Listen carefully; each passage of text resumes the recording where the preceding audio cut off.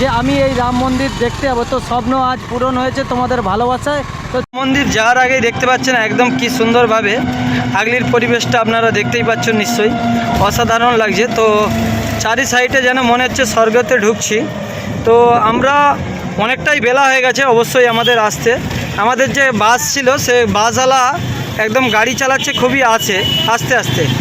তো যেখানে সকাল 7টার মধ্যে ঢুকানোর কথা সেখানে ঢুকিয়েছে প্রায় 11টার সময়। তো এখন আমরা কোথায় যাচ্ছি? রাম মন্দির যাচ্ছেন?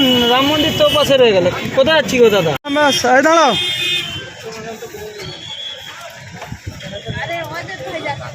সানঘাটের উদ্দেশ্যে আমরা বেরিয়ে যাচ্ছি। যাওয়ার আগে আমরা প্রথমে সানঘাটে যাচ্ছি, এখানে চান করার ব্যবস্থা আছে। এখান থেকে কিন্তু আমরা চান করে নেওয়ার পর তারপরেই কিন্তু রাম মন্দিরের দিকে যাব। তো দেখতে পাচ্ছেন চারি সাইডে কিন্তু গাড়ি রয়েছে। তো আস্তে আস্তে আমরা চলে এসেছি সানঘাট। আমরা অ্যাকচুয়ালি এখান থেকে চান করে নিলাম, চান করে নেওয়ার পরে আমরা অযোধ্যা রাম মন্দিরের দিকে যাব।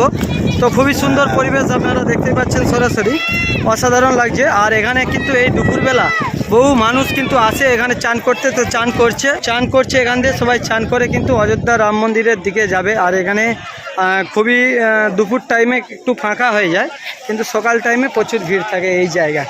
এই রাম মন্দির বিভিন্ন দূর থেকে কিন্তু মানুষ আসে দেখার জন্য। সানঘাটে চান করে নেওয়ার পর রাস্তার উপরেই কিন্তু কার্যকারী সব রয়েছে আঁকা।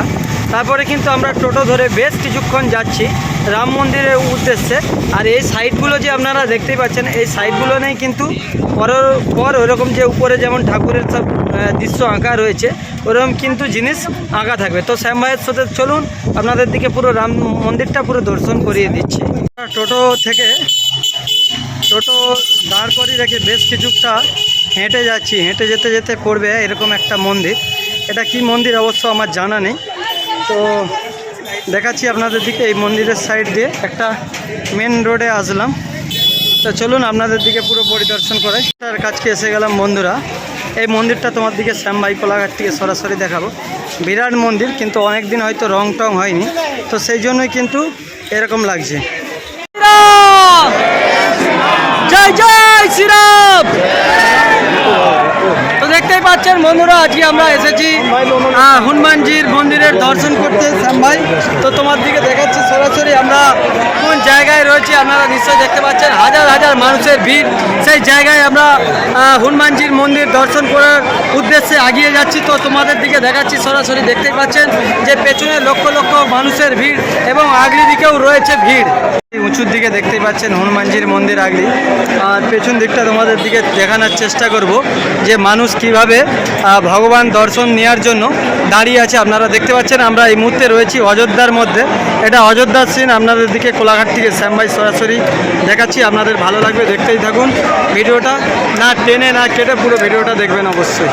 তো অনেকটাই দূর থেকে দাঁড়িয়ে থাকার পর অনেকটাই কাছকে এসেছি মন্দিরের কাছে। তো দেখতেই পাচ্ছেন পেছনে এত ভক্তরা রয়েছে, আপনারা ধারণা করতে পারবেন না। ভিডিওতে নিশ্চয়ই বুঝতে পারছি না কত দূর ক্যামেরাটা যাচ্ছে, পুরো একদম আগলি সাইড পর্যন্ত মুড়ে গেছে। তো চলুন আজকে আপনাদের দিকে দর্শন করাচ্ছি মন্দিরটা। এখানে বন্ধুরা ভাগ্য অনেক থাকলে ভালো, আপনি এখানে ঢুকতে পারবেন।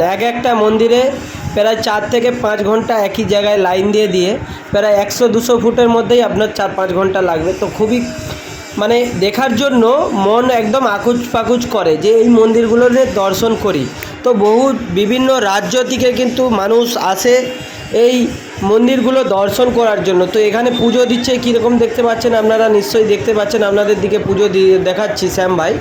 প্রসাদ আপনি নিয়ে গেলেন, প্রসাদটা নিলে ব্যাস ওই ঝেড়ে দিল। মানে এই যে ঠাকুরের আপনি দর্শন করলেন, এটাতেই আপনার জীবন ধন্য হয়ে গেল। এটাই আপনার এই যে ঠাকুর স্থানে আসলেন, এটাই আপনার স্বপ্ন পূরণ হয়ে গেল। এত ভালো লেগেছে বন্ধুরা, আপনারা ধারণা করতে পারবেন না। এই জিনিসটা এখানে আমাদের দিকে 1 মিনিটও টাইম পাইনি, তার মধ্যেই কিন্তু আমাদের দিকে ঠেলে বের করে দিচ্ছে। কিন্তু বুঝতে পারছেন কীভাবে এখানে ভিড় হয়। লক্ষ লক্ষ কম বলবো, লক্ষ লক্ষর বেশি মানুষ এখানে আসে। নিশ্চয়ই শ্যাম ভাইয়ের ভিডিওটা দেখে বুঝতে পারছেন সত্যি এখানে যে এত মানুষ এত ভক্তরা আসে।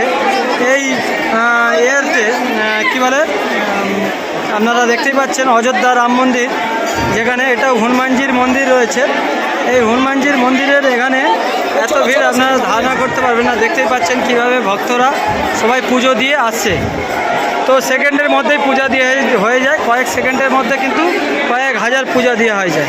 সবাই কিন্তু পুজো দিয়ে বেরিয়ে যাচ্ছে। তো এখানে প্রশাসনের লোকও প্রচুর রয়েছে পুজো দেওয়ার জন্য, গার্ড দেওয়ার জন্য। তো বিশাল ব্যবস্থার মধ্যে কয়েক ঘন্টা কিন্তু আমরা লাইন দেওয়ার পরে এই মন্দিরটা আপনাদের দিকে দর্শন করাতে পারলাম বন্ধুরা। পর দেখতে পাচ্ছেন মন্দিরের বাইরে বারানোর জন্য কিন্তু একটা আলাদা কাউন্টার আছে। এখানে বাইরের পরিবেশটা দেখতেই পাচ্ছেন একদম আলাদা।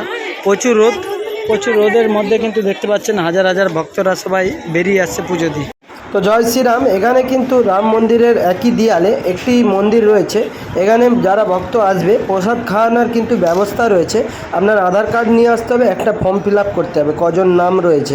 তো বিনামূল্যে আপনি খেতে পারবেন, অনেক কিছুই ব্যবস্থা আছে, কিন্তু টক লাগে খেতে। তো দেখতে পাচ্ছেন আতপ চাল সহ থালা বাটি একসাথে এনারাই দেয় এখান দিয়ে। তো এখান দিয়ে আমরা প্রসাদ নেওয়ার পরে বাইরে বেরিয়েছি বন্ধুরা। তো চলুন, আমরা এখান দিয়ে খাওয়া দাওয়ার ব্যবস্থা ছিল, লুচি, জিলাপি আর আতপ চাল আর আলুর তরকারি, টক লাগছিল খেতে। আমি এক চামচই ভাত দিচ্ছি অল্প করে, এখান থেকে খাওয়া হলো। এটা কিন্তু হচ্ছে অযোধ্যার মধ্যে এই একটাও কিন্তু জিনিস দেখা গেল।